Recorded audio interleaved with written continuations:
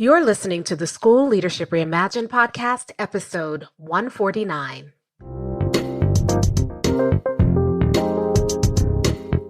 How do builders like us make a dramatic difference in the lives of our students in spite of all the obstacles we face?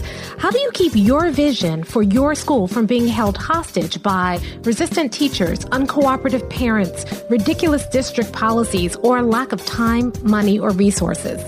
If you're facing those challenges right now, here's where you'll find the answers, strategies, and actionable tips you need to overcome any obstacle you face.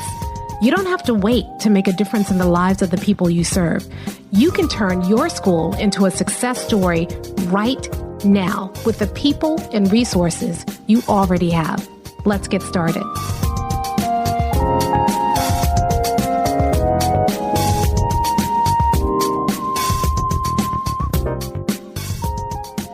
Hey builders, welcome to another episode of the School Leadership Reimagined podcast. I'm your host, Robin Jackson, and today we are continuing our series on the school hierarchy of needs. And this is the penultimate series because we're going to be talking about that peak of the school hierarchy of needs. So this week, we're going to talk about that success peak. And then next week, we'll finish up the series by talking about how to put it all together.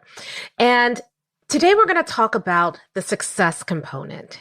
And I want to tell you a brief story. So I was coaching a group of principals recently, and I was talking to them about building their success plan. And one of the principals rolled her eyes and she said, look, I'm so tired of writing plans. I have to write a school improvement plan. I have to write an intervention plan. I have to write an RTI plan. I have to write a PBIS plan. We are good on how to write plans. And I asked her, I said, you're great on how to write plans. How often do you achieve the goals in your plans? And then silence. And I wasn't saying it to put people on the spot.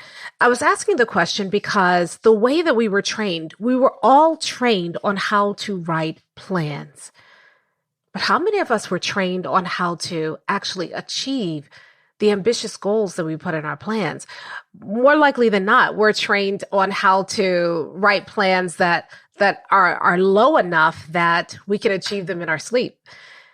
How often are we taught how to actually achieve success? And what does success look like to a builder? And how is that different from the way that success looks like to a leader? That's what we're going to be talking about today. But before we do, a couple of announcements. Builders Lab tickets are available. Builders Lab is happening at the end of June, and it is going to be amazing. We're doing another 360-degree experience, but we've done some upgrades with Builders Lab, and now Builders Lab is focused on this topic, the school hierarchy of needs. When you come to Builders Lab, you are going to come and we are going to help you figure out what is the most important work for your school right now. We're going to help you micro-slice your school. We're going to help you unlock what is the secret, what is the thing that is keeping your school from successfully serving 100% of your students. That's what we do at Builders Lab. So when you come, the first thing we do is we figure out what does 100% success look like for your school. And every school's different. Every school's unique, and every school has its own success story to tell. We're going to help you figure out what that is for your school. The next thing we're going to do is then we're going to micro slice your school and help you pinpoint what is the one thing that is the most important work for your school right now. What is the one thing that's holding your school back? We're going to show you how to do that for your school, but we're also going to help you develop the skill set to be able to do that over and over and over again, so that no matter what school you're in, you'll be able to walk in and very quickly diagnose that one thing. Not only are we going to show you how to do that for your school, we're going to show you how to do that in a classroom, so that no matter what classroom you walk in, you can go in and figure out what is the one most important thing the teacher needs to focus on right now to grow one level in one domain in 1 year or less. So once you have that superpower, the micro-slicing superpower, then we're going to show you, okay, now that you know the one thing, how do you remove that obstacle? How do you change that one thing so that it stops keeping you from moving towards your goal? It gets out of your way. How do you solve it for good? And so when you leave Builders Lab, you'll not only know how to do that for your current school situation, but you'll have the skill set so that you can do that in any school or any situation you go into. So that's Builders Lab. That's the first thing. And those tickets are on sale. And our next one is happening at the end of June. And to get your tickets, you need to go to mindstepsinc.com/builders-lab. That's mindstepsinc.com/builders-lab. Second announcement, Buildership University. So we have been quietly behind the scenes redesigning Buildership University. If you were to go to buildershipuniversity.com, they would tell you have to be on a wait list. We have a current cohort going through, but we have redesigned Buildership University to make it there's tons of stuff inside of Buildership University. And when we talk to people, one of the things that they said is that, we need a little bit more direction. I thought, give everybody everything and let you dive in. And if you want to do that, that's still available for you. But we've designed the experience so that you move through Buildership University as a cohort. And every 90 days, you advance to a next level. You accomplish something. So in Buildership University, it's not just PD, professional development, I'll level up a little bit my leadership. No. In Buildership University, you are building the skill set you need to turn your school into a success story, or turn any school into a success story. So the first cohort, when you first come in, the first thing we're going to help you do is develop a clear vision and then lead the work of developing the mission and the core values in your school. And finally, taking everything in your school, your discipline policy, your attendance policy, how teachers plan, how you do your PLCs, how you implement RTI or PBIS or anything else that you have to implement. We're going to help you align everything to your vision, mission, and core values. And you will accomplish that in the first 90 days of being in Buildership University. That's level 1. After you've accomplished that, then you move to level 2. And the next thing is about putting systems in place so that you can begin to move your people. So we're going to show you how to develop a feedback system that helps you get into more classrooms, but it also helps you to give people meaningful feedback. And we show you how to do that in a way that doesn't have you killing yourself every day to get in the classrooms. You still can get all of your other work done. And it becomes a natural rhythm in a school. You put a system in place to make sure that you're giving people the right feedback at the right time and in the right way. And then we're going to show you how to create a support system that gives teachers differentiated, deliberate, and developmental support, and how you can keep track of your teachers' growth so that you can show evidence that your teachers are growing one level in one domain in 1 year or less. Once you learn these skills, and there are more, every 90 days you are developing not only a huge skill set, but you're installing new systems in your school so that by the time you have gone through the entire Buildership University program, your school is different, but you're different. You've put your school in position to be successful, but now you've become the kind of principal who can do that in any school you walk into. So it's not school specific. If something happens and you change jobs, which happens a lot in Buildership University, people start doing this work and your district notices, and the next thing you know, you're getting a promotion. You're getting put another place. Doesn't mean that all that work is in vain, because you leave the school in good stead, but you take the skill set with you to your next position, to your next assignment, to your next opportunity. And that's in Buildership University. We are opening up a new cohort at the end of April. And if you want to be a part of that cohort, all you need to do is go to buildershipuniversity.com, join the waitlist, and we'll let you know when the new cohort is opening so that you can grab your slot. And we are going to walk you through that whole process together. So again, buildershipuniversity.com. Now, if you can't wait, if you want to dive in right away, then we also have a free version of Buildership University, which helps you to get a little taste of what it's like inside of Buildership University. And we do a couple of free trainings in Buildership University free at the free level every single month. And if you want to be a part of those trainings, recently we just did a training that looked at understanding 10 early warning signs of toxicity in your school culture. We do a vision training every month to help you start thinking about your vision. We have a free mini course that walks you through all of the buildership model and helps you understand how it all works through. We have a couple of other free resources.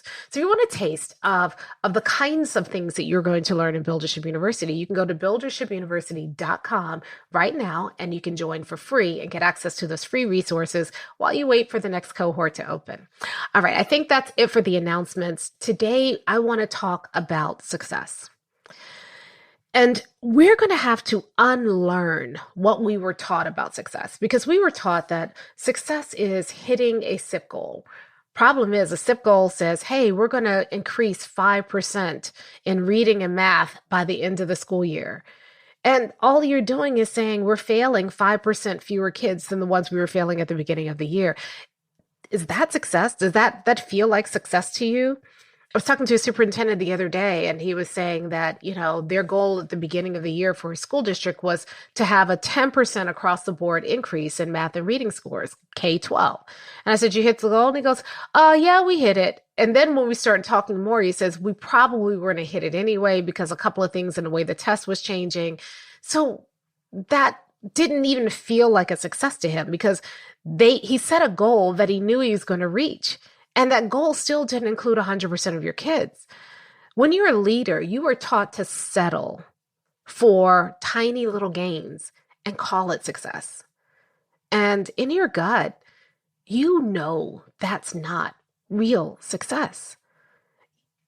And yet it feels almost defeating because you're working really, really hard and you have very little to show for it at the end. And you're taught as a leader, well, that's what leadership is. You can't have all that success right away. You can't, you have to, move to success in increments. I was talking to another principal a week ago, and he was talking about, well, I prefer to do increments. And his reading proficiency, which is what he was trying to work on, getting 100% of his kids at or above grade level in reading. And his reading proficiency at the moment was about 28%. And so I said, well, what kind of increments would you feel good about? He said, if we could get 5 or 10% each year, I don't want to put a whole bunch of pressure on my teachers. I said, let's go for broke. Let's say 10% a year.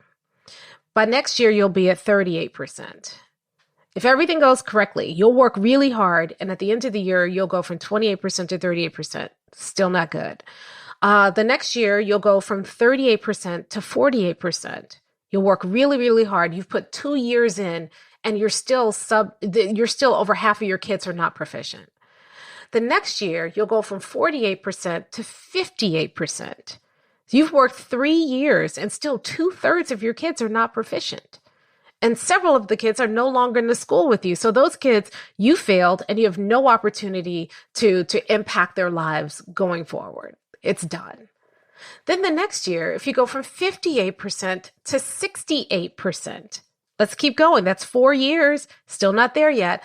If you go from 68% to 78%, 5 years, 78% to 88%, 6 years, and on and on and on. So you're at 8 to 10 years before you are serving 100% of your kids. Are you even going to be in this school in 8 to 10 years? So you're setting a goal that you will never achieve. And yet, that's what we're taught. We're taught that. And it's weird to me that in a profession that believes or says it believes that all kids deserve to be successful in school and all kids can be successful in school, we've done such an abysmal job of making that all kids possible, probable, true. I don't get it. How is it that we say we believe all kids can be successful, and yet we don't put things in place to ensure that all kids are successful? In fact, as a profession, we have just grown to accept not all kids are going to be successful. We're never going to get there. People laugh at the blind optimism of No Child Left Behind, that eventually every year we're moving the needle and we're going to get to the point of 100% success. And although I disagree with that technique, I don't disagree with the idea that we should be ensuring that 100% of our kids are successful. And when we don't, when we shoot for 10% or, let's go for broke 20% gain in 1 year, if that 20% gain is not getting us to 100%, then the methodology that we use to pursue that gain, to pursue that success goal is always going to be constrained. Think about it. If the only thing you're trying to do is get a 5, 10, 20% gain, then the strategies you use to get that are designed to get you that 5, 10, 20% gain, which means then that they are not sustainable. They were there. They were quick fixes. They were band-aids. But if you keep that in place, you're not going to continue to get 5, 10, 20% gains. And so you are using something that you're going to have to throw away in a year or two if you want to get to 100%. Or if you don't throw it away, if you keep using it, you will never get to 100% because the methodology was never designed to get you to 100%. We say on one hand in education, we believe in all kids. But what we do is very different. Because what we do is not designed to get us to all kids. It's baffling to me. If what you're doing is not going to build something for every single kid, why are you doing it? Why are you chasing these little piddly gains when there's 100% success waiting for you? You see, builders see success differently, right? Builders are not chasing small incremental gains every single year. I know the thinking behind it, and it makes sense until you really dig. You can't get to 100% right away. I mean, we all want to get to 100%, but we got to get there in increments. But once you start breaking it down into increments, you lose the goal. The goal is not 100% anymore. The goal is the 5 or 10 or 15% increment that you're trying to get for the year. What builders are saying is, no, we want 100%. And we recognize we're not going to get to 100% instantaneously. But the strategies we put in place, we're putting them in place designed for 100% success. So that way, once I put something in place, it's there. I don't have to go back and change it because now I need another 10% or now I need another 20%.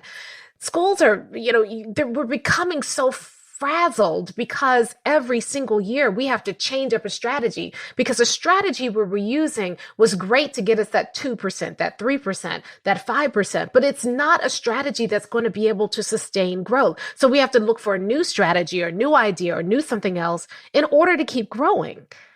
Whereas the builder says, nobody has time for that. My kids certainly don't have time for that. My teachers don't have time for that. Instead, let's figure this out. What does 100% look like? Why aren't we there yet? What are the barriers? Let's remove the barriers. When we remove the barriers, we'll know more. We'll be able to see more. Then we can learn more and figure out what the next barrier is. And we remove that. And we keep doing that until there's nothing in our way keeping us from 100% success.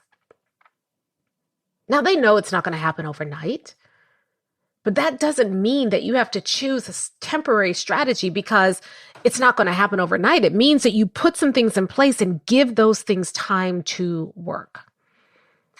Many of you right now are writing SIP plans and you're trying to figure out what your SIP goals are going to be. And I get it. You don't necessarily want to put 100% on that piece of paper because it goes to, the district and the state. And then they're like sending it back and telling you it's unreasonable, or you look like a fool when you didn't achieve it in 1 year.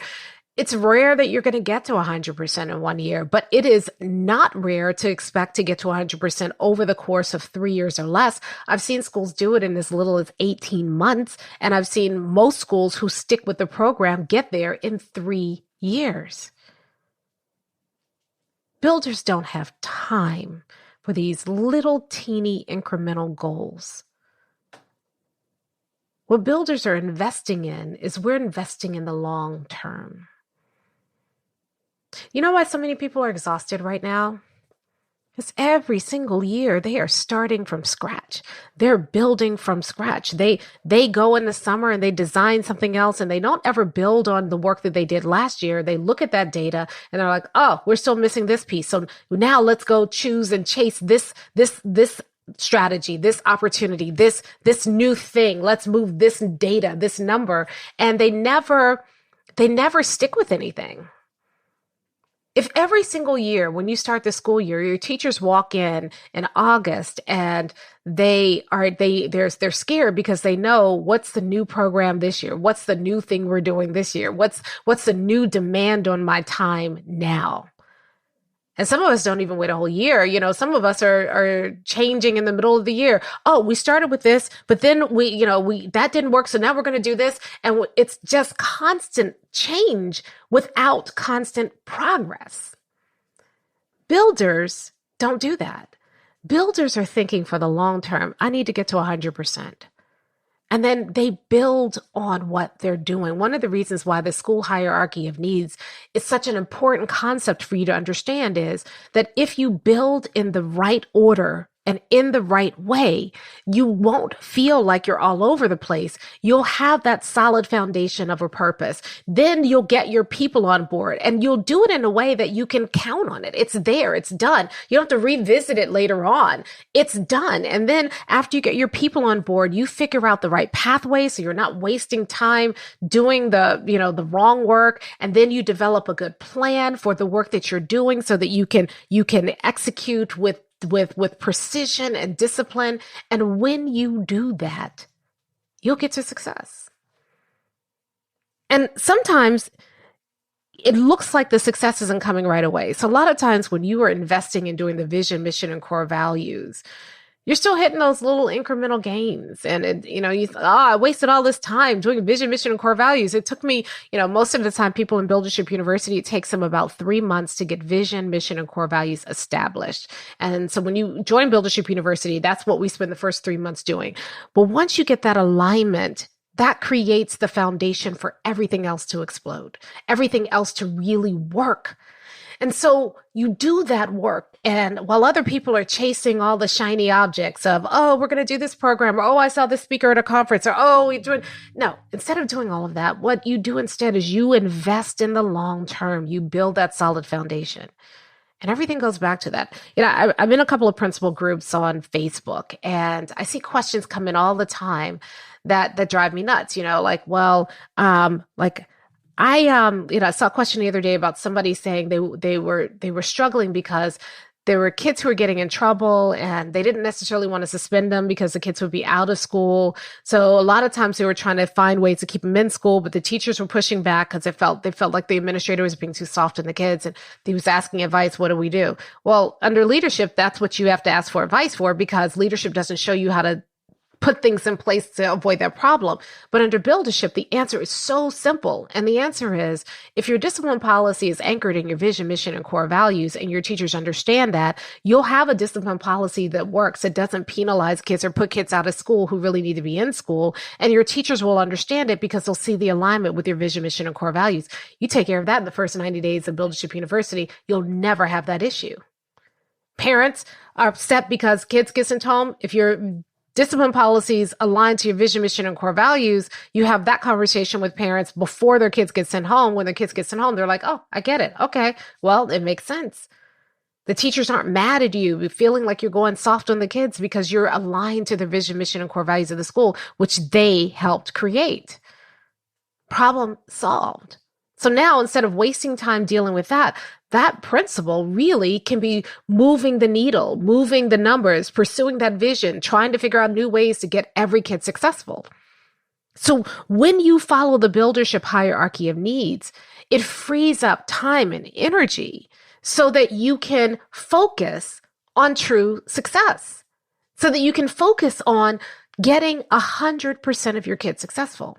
Problem is, I'm finding that a lot of people don't believe that 100% success is even possible anymore. Isn't that sad? That as educators who say we believe in all kids, because we don't have the tools to support all kids, we now are starting to doubt whether it's really possible. And if we lose our belief in the possibility of every single kid, what are we doing? The hardest part of my job is getting people to believe in their vision. When we came to education, we came because we wanted to make a difference. We came because we believed every child deserved to be successful in school, to have a good experience. We came because we believed in the potential of this work to change lives. What happened to us? After we get trained, after we spend so much time in education, a cynicism starts to creep in. I mean, it happens to all of us.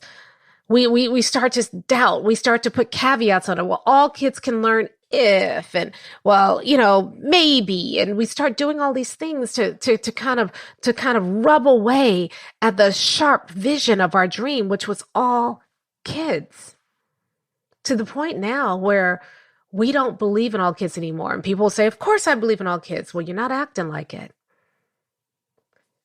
Does the work that you do every day testify to your belief in all kids?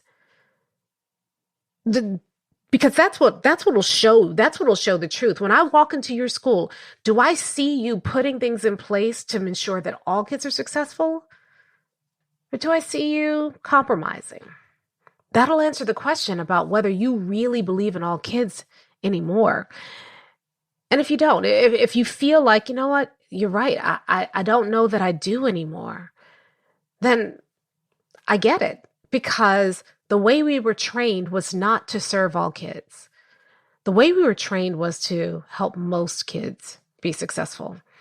We weren't really trained on how to make success happen for all kids. We were trained that all kids works in the most perfect of circumstances, but how many of you have perfect circumstances? Exactly. So what do you do when you've got kids coming in who are 2 and 3 grade levels below where they need to be? What do you do when you have kids coming in who are dealing with significant trauma? What do you do when you have staff members who don't seem to really even like kids, or aren't prepared, or refuse to do the work that they need to do? What do you do when life happens? When stuff that is the normal part of everyday school, what do you do with all of that stuff? How do you still pursue a vision for all kids with that stuff going on? Nobody's taught us how to do that. One of the reasons why I even started Buildership University was because I felt like it was wrong for us to continue to swallow our dream, our belief in all kids, because we don't have the tools and the training to really make it happen for all kids. I was so frustrated when I talked to teachers and administrators, and they said, I believe in all kids, except they've never seen it happen, so they don't really believe in it. When I was a teacher, I said, any kid can handle rigorous work with the right kind of support. So that became the thing. That became the thing I pursued. How do I ensure that every kid is successful with highly rigorous work in my classroom? How do I get to the point where I have no failures? There's no use teaching if I know that when I teach something, there's some kids who are going to fail it. How do I teach it in a way that I can know that all kids will be successful? That's when I came up with the student success plan. That's when I started implementing in my classroom and started eliminating failure. That's when I started teaching other people how to do it, and they started eliminating failures in their classroom. And to this day, people still look at me and like, that's not possible. Yes, it's possible. I've seen it do it. I've done it. You don't have to accept failure, and you don't have to dumb things down in order to avoid failure. You can help kids successfully master rigorous material. Then, when I first started Mind Steps, the thing I started doing was saying, how do we help any teacher become a master teacher? In fact, for many years, that was our mantra. Any teacher can become a master teacher with the right kind of support and practice. And people would say, not any teacher, because, I can show you some teachers who will never be master teachers. And you forgot the last part, with the right support and practice. And then I started showing principals how to help any teacher do that. And even now in Buildership University, we talk about this. How do you help every teacher grow one level in one domain in 1 year or less, so that at the end of 3 years, you have all of your teachers operating at the highest levels in the domains that are most critical to your vision for your school? When I show people how it can happen, they look at it, they see it, they can't argue with it, but something inside them still says, but... And that's that doubt, that but, that gets in the way of our success. And now inside of Buildership University, I'm telling principals, in 3 years or less, you can have success for 100% of your kids. Here is how. And there's so many people out there who want to believe it.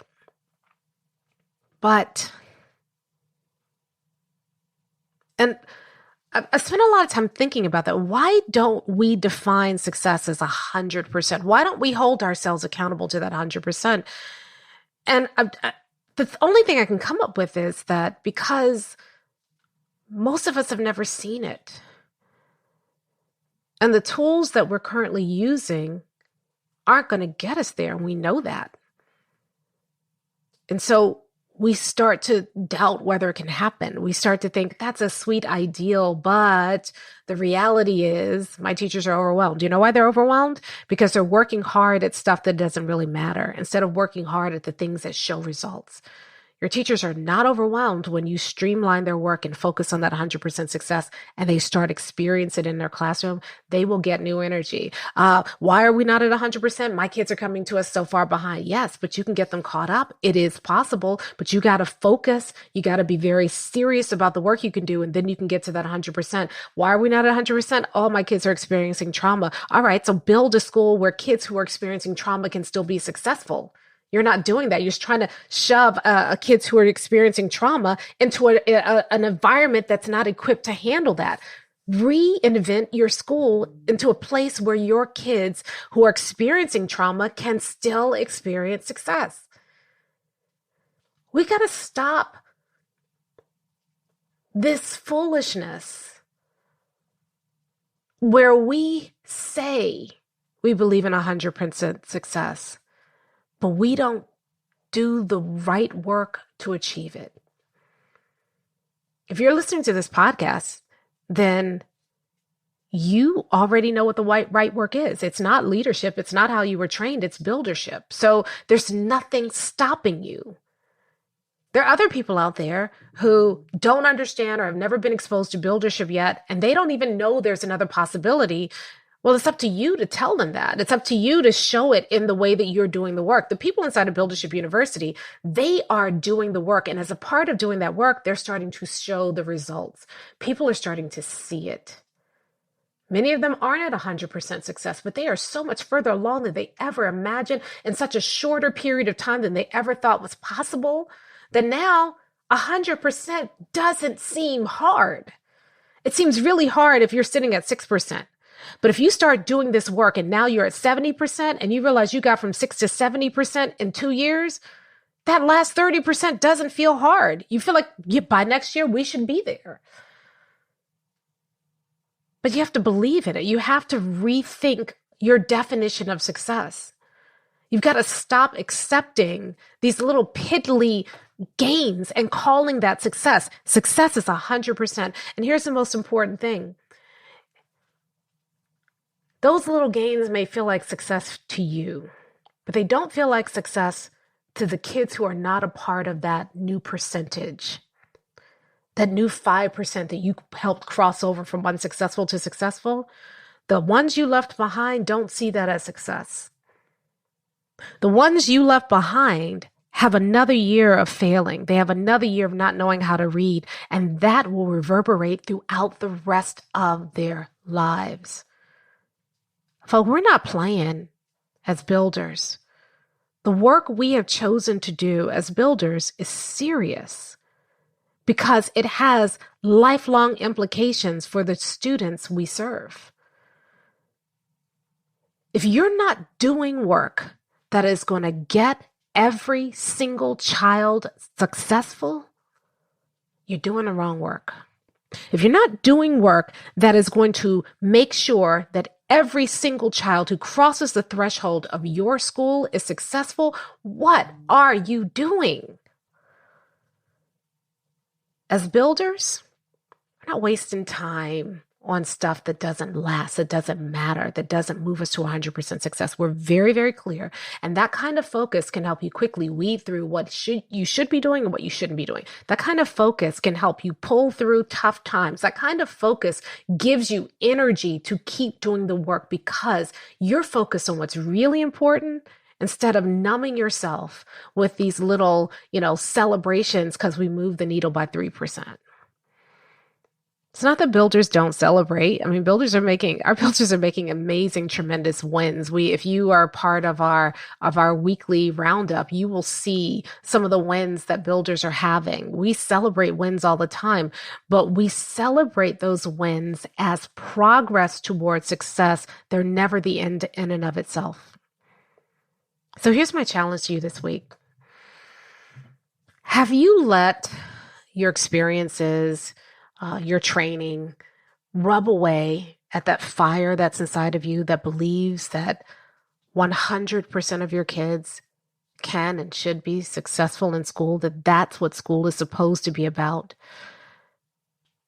Do you really believe at this point that 100% success is possible? I want you to interrogate that belief a little bit. Make sure that you still believe it. And then if you do, I want to invite you to join us at Buildership University, because that's what we're all about. The whole point of Buildership University is to help you figure out how to take that dream inside of you of 100% success for your students and turn it into a reality for your students. How to not just do it at the school you're in now, but to continue to do that in whatever organization or school you're a part of going forward. If you want to be a part of that, then I want you to join us in April when we open up a new cohort, and we'll get you started with that right away. You'll have a victory every 90 days. You'll see some changes. You'll see something happening every 90 days. That's the way we designed it to happen. And everything that you do is permanent. Everything you do, you put it in place. You put it in place once, you manage it, but you don't have to go back and then tear it out and do it all over again, because you are building a place where 100% of your kids can be successful. When do you do that? When you tap into that belief and then start doing work that really, really matters towards success, you'll get there because you chose to pursue 100% success, nothing less, like a builder. I'll talk to you next time.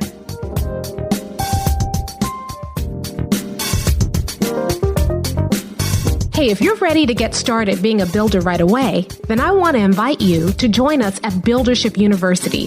It's our exclusive online community for builders just like you, where you'll be able to get the exact training that you need to turn your school into a success story right now with the people and resources you already have. Inside, you'll find our best online courses, live trainings with me, tons of resources, templates, and exemplars, and monthly live office hours with me, where you can ask me anything and get my help on whatever challenge you're facing right now.